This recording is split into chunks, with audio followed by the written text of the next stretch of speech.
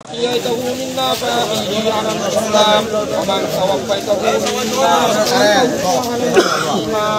يا رب الكريم حكيم الحكيم مولا যে সকল শাহাদাত বরণকারীরা আল্লাহ তাদের কবরকে সামনে নিয়ে আল্লাহ তোমার দরবারে হাত বাড়াইলাম আল্লাহ ওনাদের কবরগুলো জান্নাতুল রিয়াদুল জান্নাহ বানায় দাও ইয়া রাব্বুল কারীম আমার বাবার সহযোগীরা যারা যে যেখানে আল্লাহ শাহাদাত বরণ করেছেন আল্লাহ ওনাদের কবরগুলো তুমি maaf করে দাও আল্লাহ সহ আল্লাহ দুনিয়া আল্লাহ থেকে বিদায় নিয়ে কবর দেশে শহীদ হয়ে আছেন অনেকের কবরস্থান পর্যন্ত আমরা খুঁজে পাই নাই রে মাওলা আল্লাহ যে যেখানে বাসস্থান অবস্থায় আছেন আল্লাহ তাদের কবরগুলো তুমি maaf করো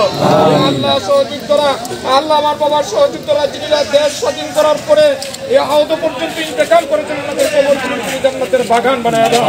আল্লাহ ডানে বামে সকল সহযোগীদেরকে নিয়ে দাঁড়াইলাম মাওলা আমার বাবার সেই সহযোগিতা আমাদেরকে তুমি হায়াতের মধ্যে বরকত দিয়ে দাও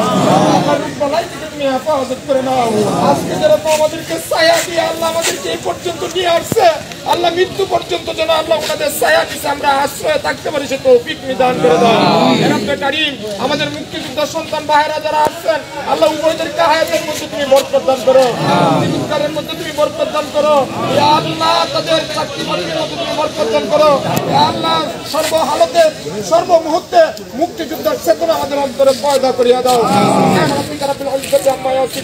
আল্লাহ কাজ করে ইয়া আল্লাহ স্বাধীনতার গুজরাট ইয়া আল্লাহ রাষ্ট্রপতি জিয়াউর রহমানের কবরটা তুমি জান্নাতের টুকরা বানায় দাও আল্লাহ উনার নিচে দেওয়া স্ত্রী আমাদের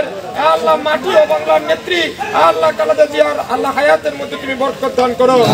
আল্লাহকে রূপ থেকে মুক্তি দান করো আল্লাহ দেশের তারুণ্য তারেক রহমানকে ভাগের দেশে এসে দেশকে আল্লাহ মুক্ত করে দেশ পরিচালনা করার তুমি তৌফিক দান করো আলহামদুলিল্লাহি রাব্বিল আলামিন।